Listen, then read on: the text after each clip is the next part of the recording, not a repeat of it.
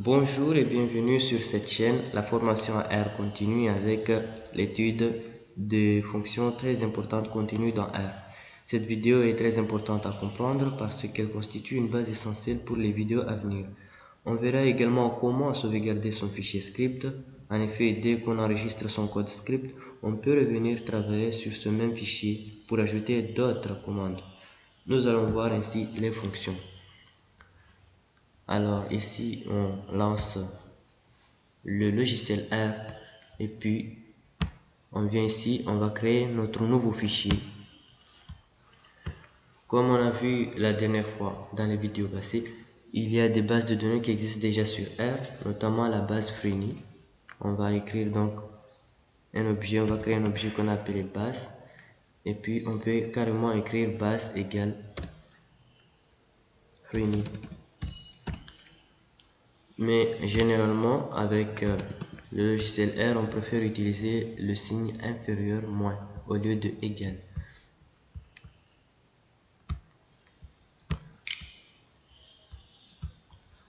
Donc ça va donner la même chose. Donc base égale à Freeney.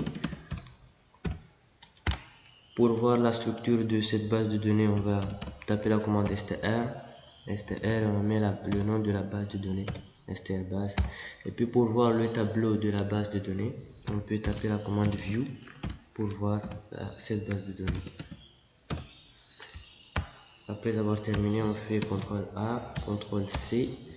Et puis on vient ici sur R Calculator, on fait CTRL V. Voilà, on nous affiche tout ça. On clique encore sur Entrée et on a le tableau de données.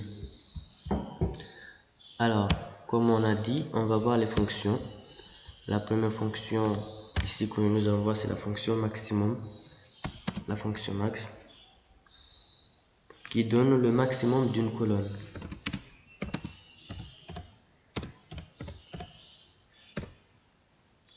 Alors, la syntaxe c'est max et on met le nom de la variable. Max suivi du nom de la variable. Donc, on peut écrire maximum égale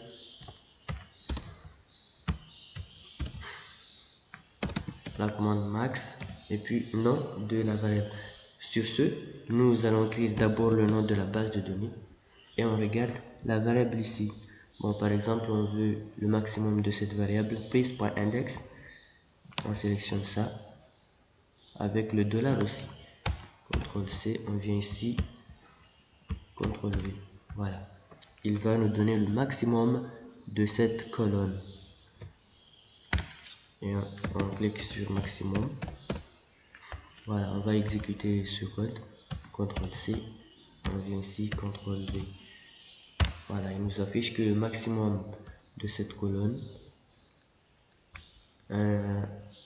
place.index, est de 4,7. Si vous avez le temps de vérifier, vous pouvez venir ici, place.index, et vous allez chercher le maximum. Voici la colonne. R calcule déjà.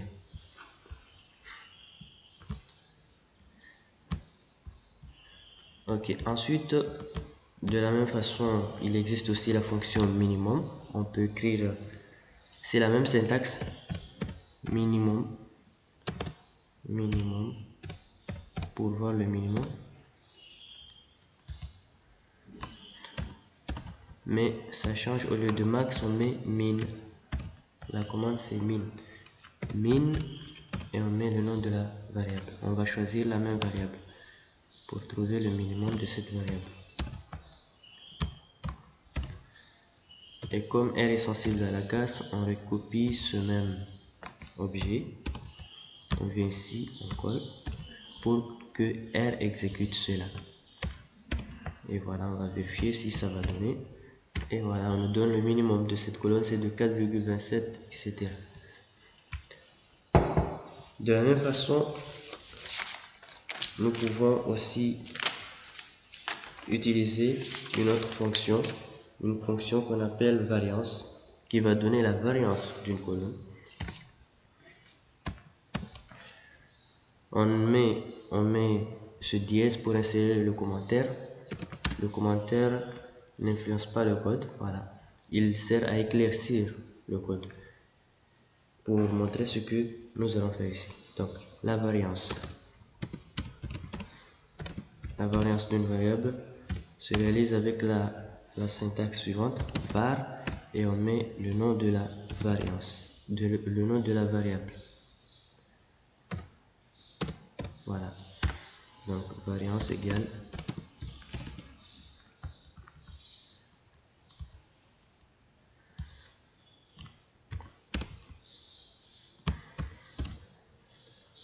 var, et on met le nom de la variable base $, et on prend une variable ici de notre choix. Si nous voulons calculer la variance de cette colonne, on va la sélectionner.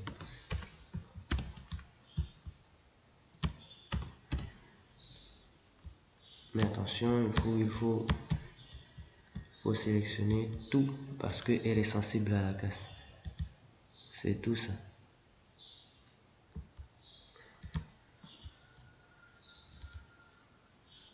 Voilà. CTRL C, on vient ici. CTRL V, voilà. Il va nous calculer la variance de cette colonne. On va exécuter ce code pour voir la variance. On clique sur CTRL C, on vient ici, CTRL V, et voilà.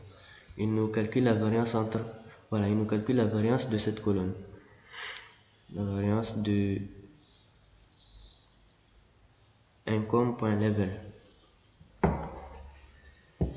Encore une seconde fonction ici, une autre fonction que nous allons voir, c'est la fonction core. La fonction core nous permet de calculer la corrélation entre deux variables. Donc, il calcule le coefficient de corrélation entre deux variables.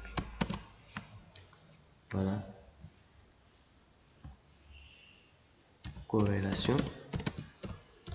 Pour calculer le coefficient de corrélation, ici la syntaxe c'est core et vous allez mettre var1, virgule, et puis var2 pour calculer la corrélation entre deux variables. Voilà, on écrit ici corrélation égale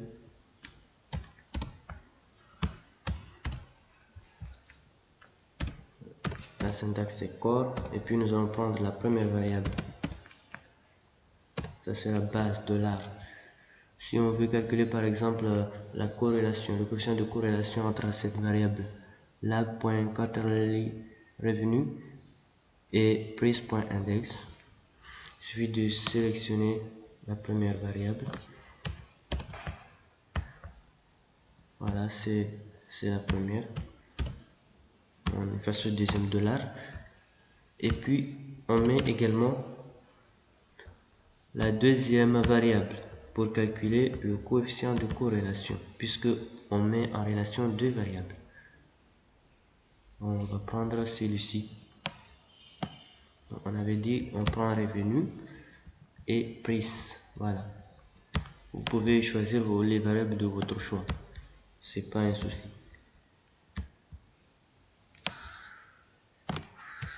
Voilà.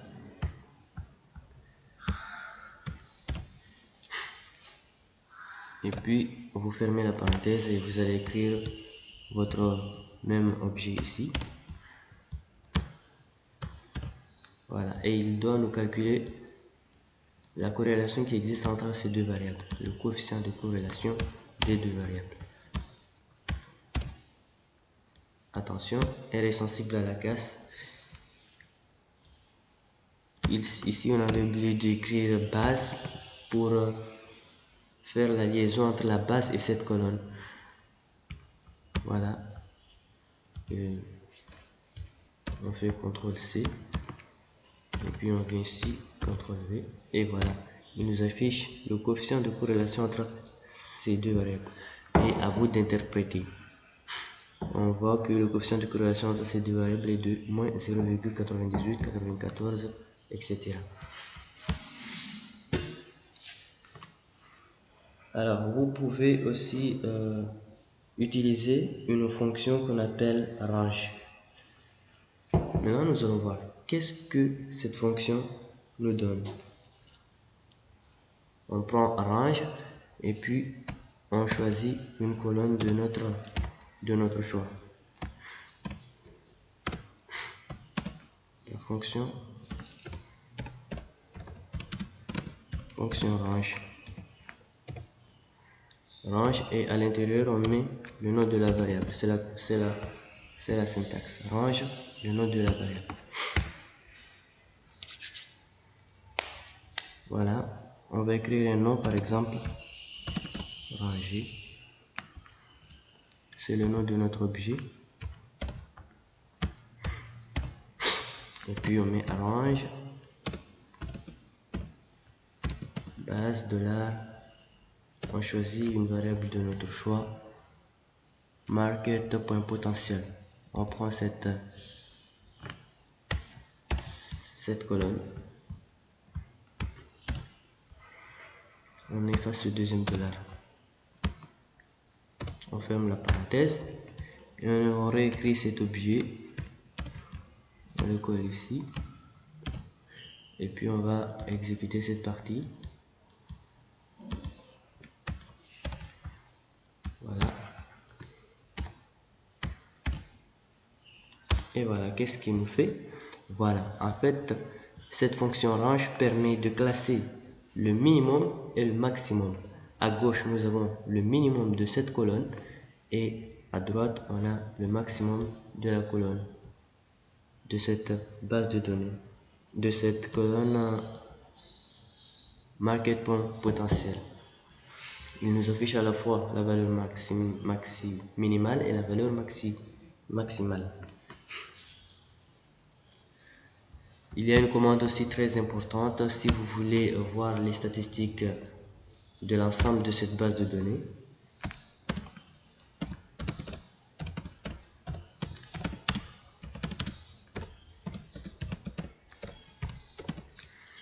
Vous allez écrire summary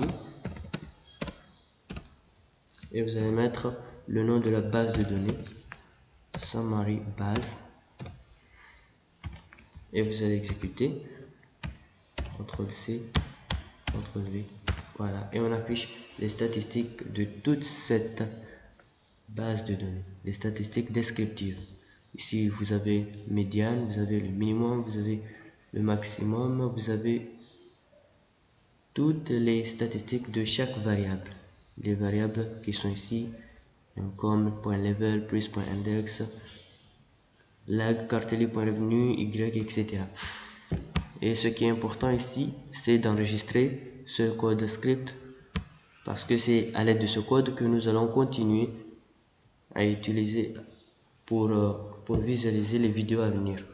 Sur ce, nous faisons CTRL S pour enregistrer. Vous regardez l'emplacement où vous voulez stocker votre fichier. Vous pouvez le stocker où vous voulez. Ici, je le mets carrément au bureau. Et puis j'écris le nom de ce code script. J'écris formation R. La prochaine fois, nous allons utiliser ce même code script. Et puis on clique sur enregistrer. Et voilà, votre code script est enregistré. Vous pouvez venir travailler là-dessus la prochaine fois. Merci pour cette vidéo.